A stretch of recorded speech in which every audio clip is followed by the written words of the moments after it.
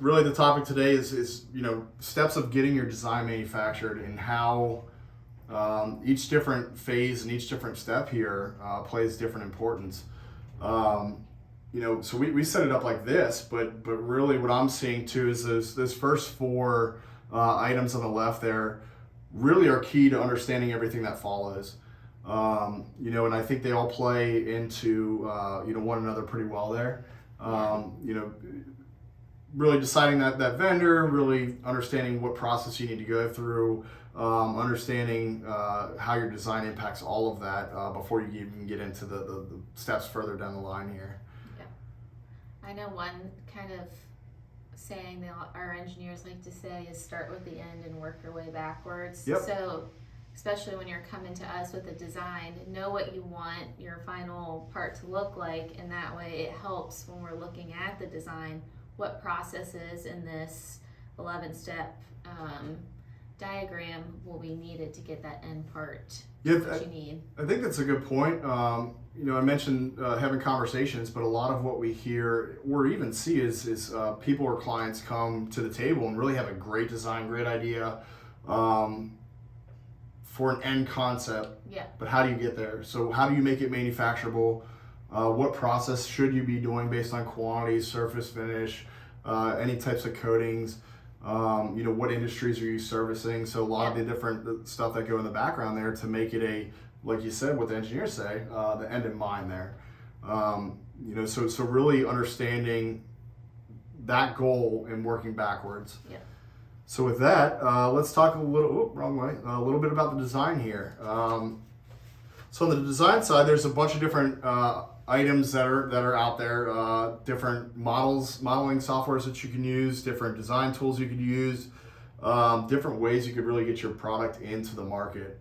What are some things that you see, maybe Rachel, that either customers, prospects, friends, colleagues, what are you seeing people need really in the design phase here? I think a lot of times they're looking for guidance from their supplier. A lot of times they have an idea of what they want, but not really how to move forward with it.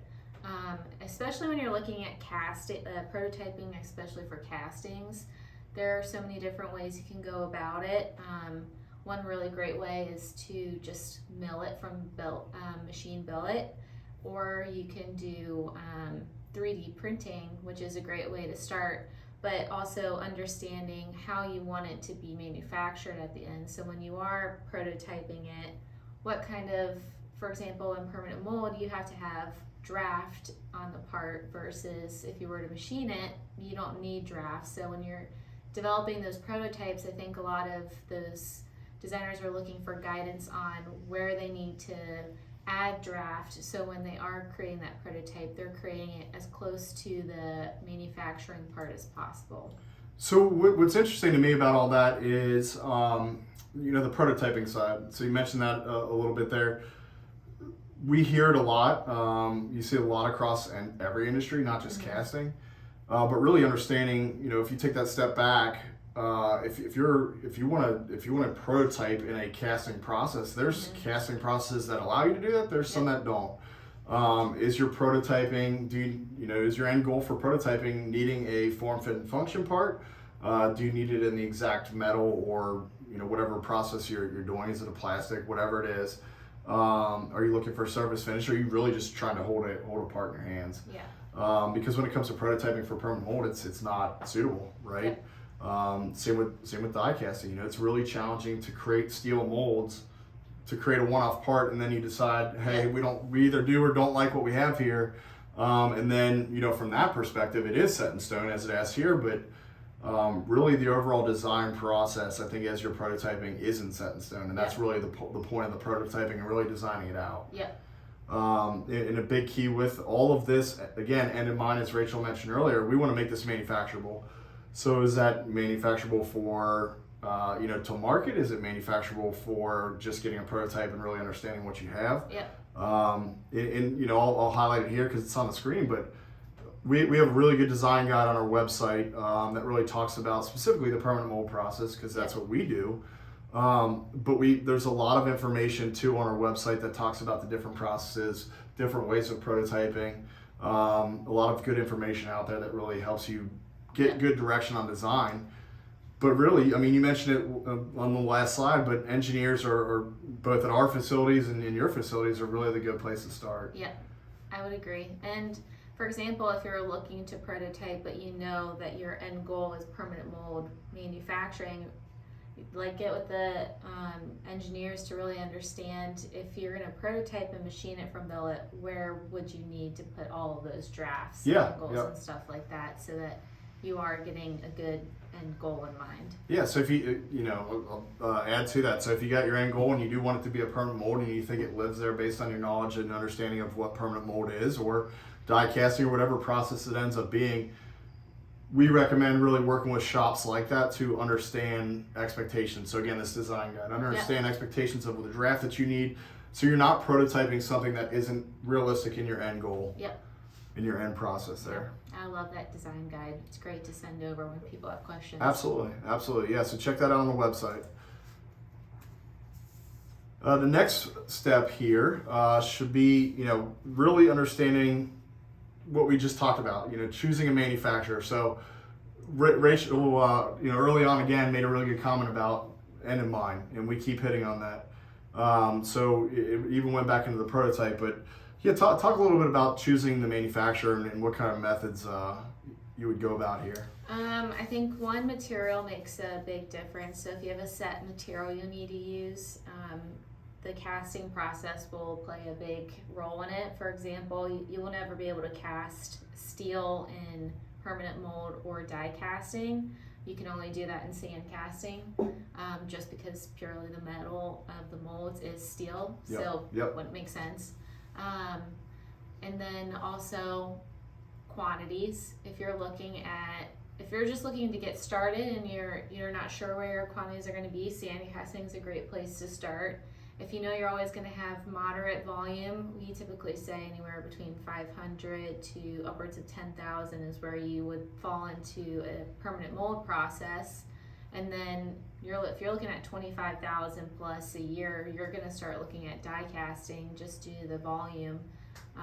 But other factors to consider in the process is how much porosity are you allowed to have in the part. When you machine the part, do you need, for example, if this needs to be machined afterwards, will you open up a lot of porosity because of that?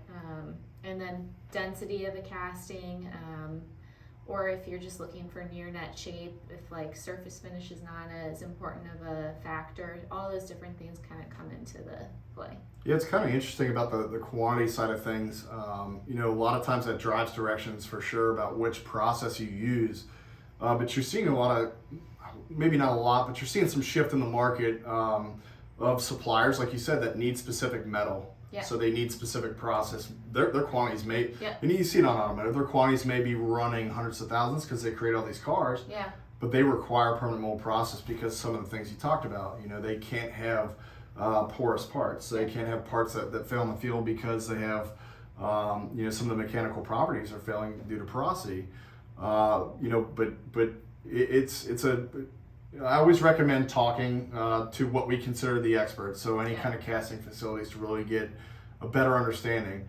Because even with die casting, we say hundreds of thousands of parts usually, but we've started to see some big parts that need die casting.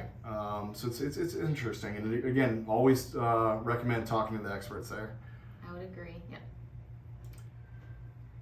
So continuing down that path, and really understanding. Hey, okay, let's say we want a permanent mold casting. We've got a design. We've prototyped it out.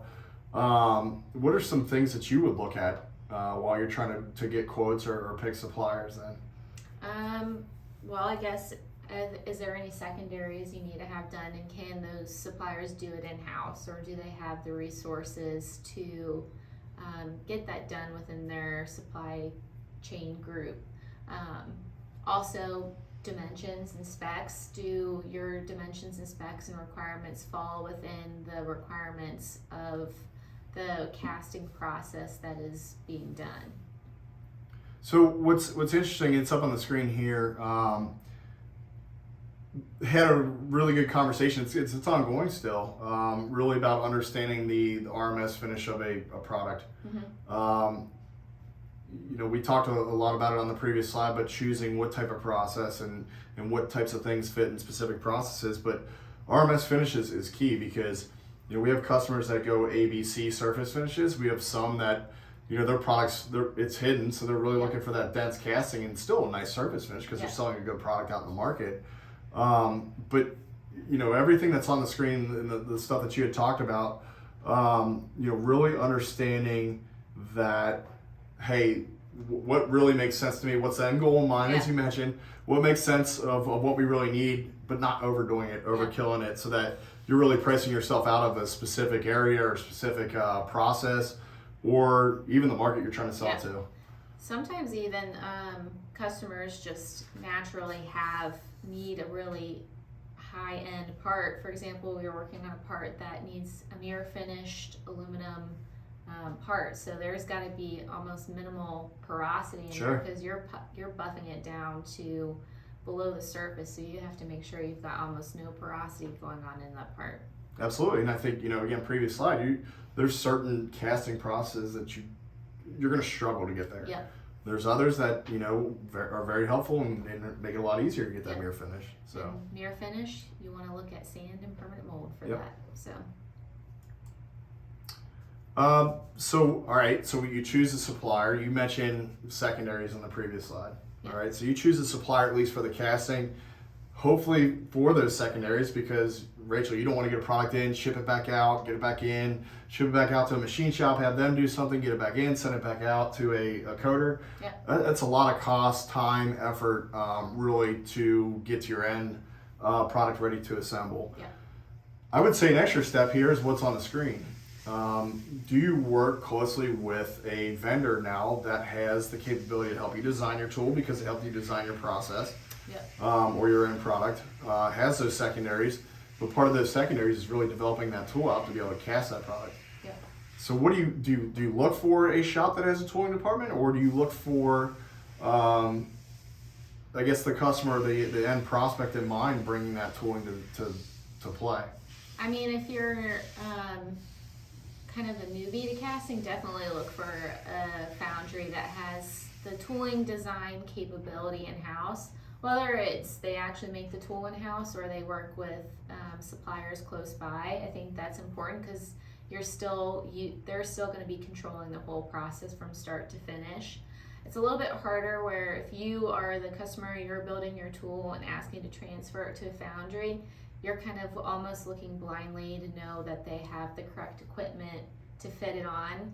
And most of the time they can. You can retrofit it, but there's always going to be some change that's going to have to happen to the tool to get it to run. And then also, how do you know? If the foundry is designing the tool, they're going to design it to their process that they know the best, so that they can create metal flow, temperature, gas levels that works for the design that they're creating in the tool. Whereas if they didn't create the design of the tool, they're going to have to reverse engineer and figure out the best formula to cast the part. So we got cut off and we had some really good information there, but Rachel was mentioning really you're able to take on tools that come from customers or come from potential customers.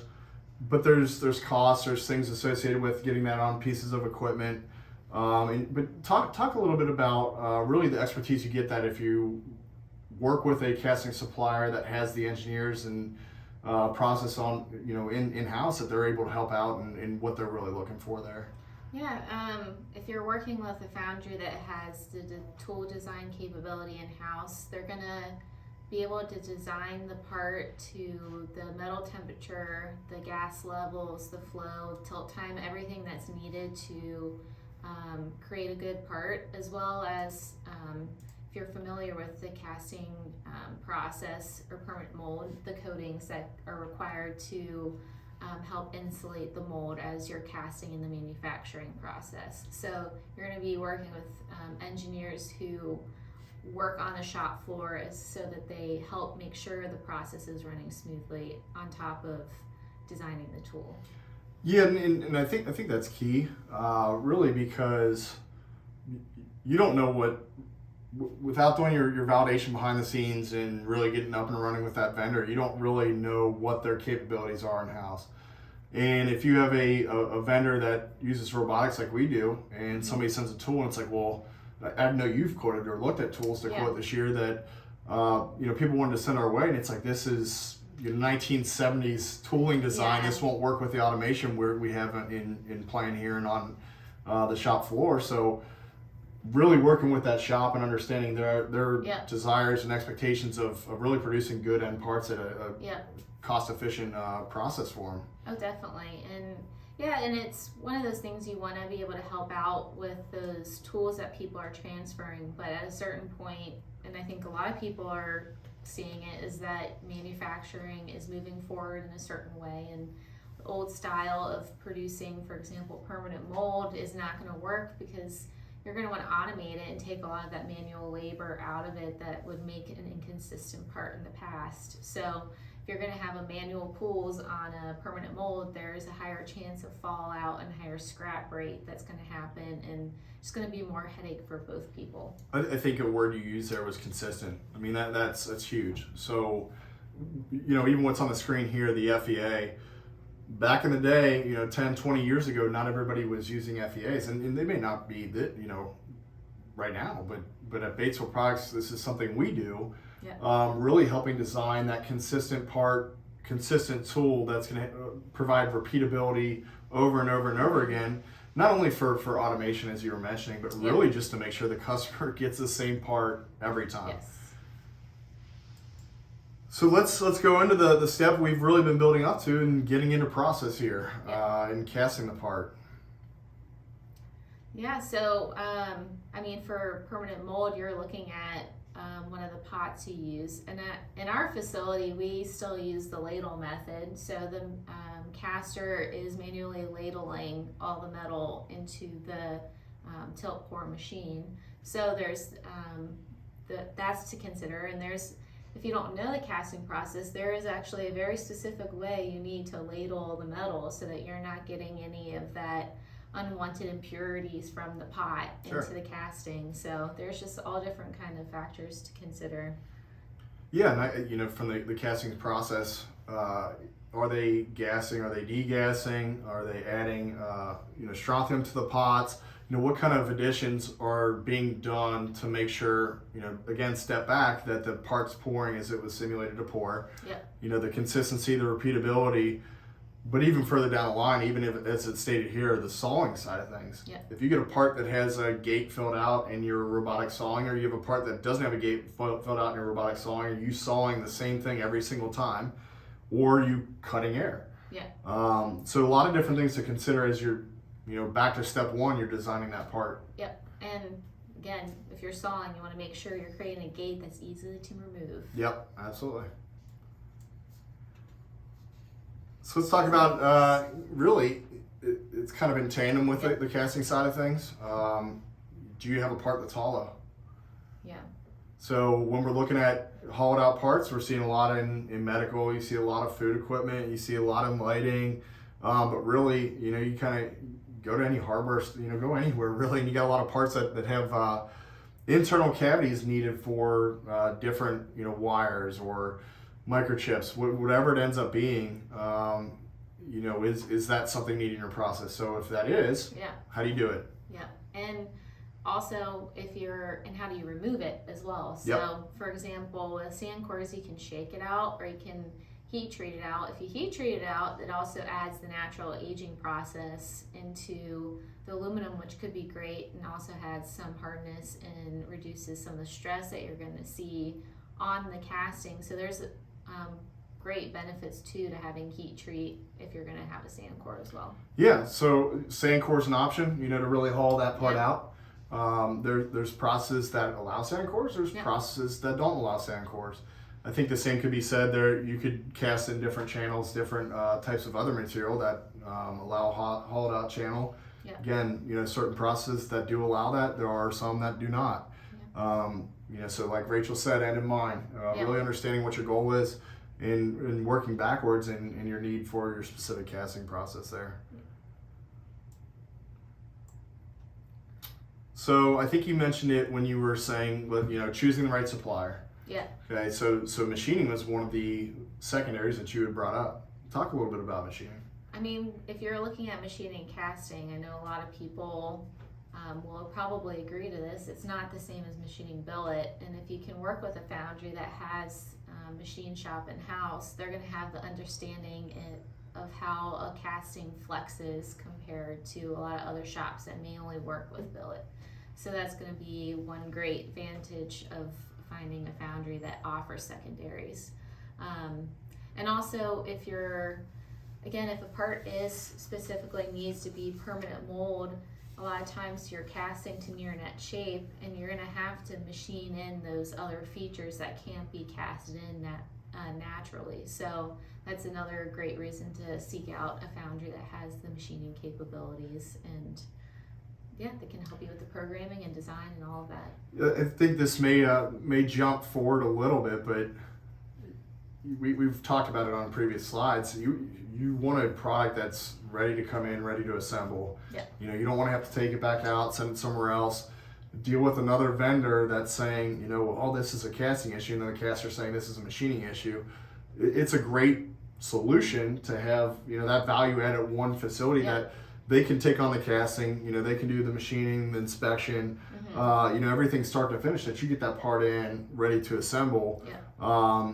You mentioned near net shape versus billet, but really, again, taking product start to finish, but with the near net shape of a product, of having that less metal to have to machine off by the time you get to the machine shop.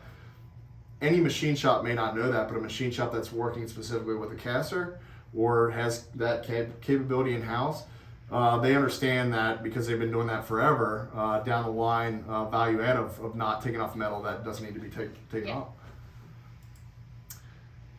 Just mentioned a little bit, but even inspection capabilities. Yep. It's kind of an unseen problem per se. You could get all the way to the end process and still have to send it out to get inspected. Yep. So where is inspection beneficial? Where is it needed?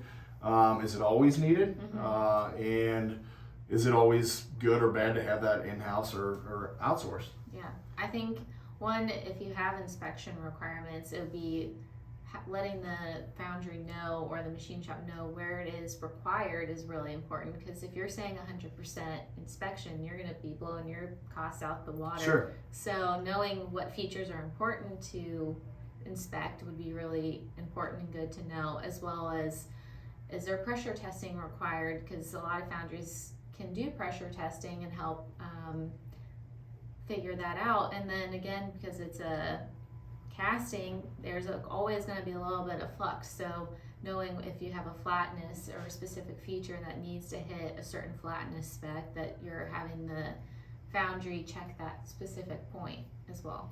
Yeah, so it's interesting, if you want 100% inspection on 2 dimensions on a print, or you want 100% inspection on 200 dimensions on a print. Rachel mentioned the cost associated with that, so just put that into perspective. If you're dimensioning and 100% inspecting two dimensions, it's not going to take any time. Yeah. And I think that kind of goes into your first article versus PPAP. Yeah. So first article is really inspecting to that print. Did the mold really create what you expected it to create? Did we machine it the correct way? PPAP is the repeatability, across a certain number of parts, and there's a lot more, details that are needed for that, a lot more time, a lot more cost associated with that. Yeah. Sometimes it's needed, sometimes it's not. So really understanding that end goal in mind there. So we talked about the surface finish back when we were discussing different types of tooling methods and understanding which tooling you move forward with. But there's capabilities further down the line. So talk a little bit about polishing and really what the goal is when it goes through that process.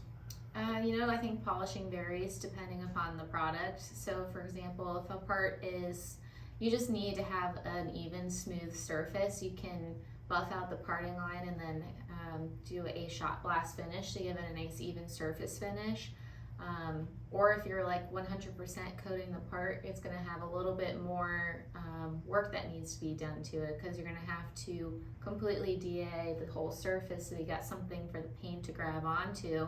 So it all depends upon the end use in mind. So if your part is not going to be seen and you don't have a Class A surface finish, it might not need polishing. You just might need to remove all the sharp edges.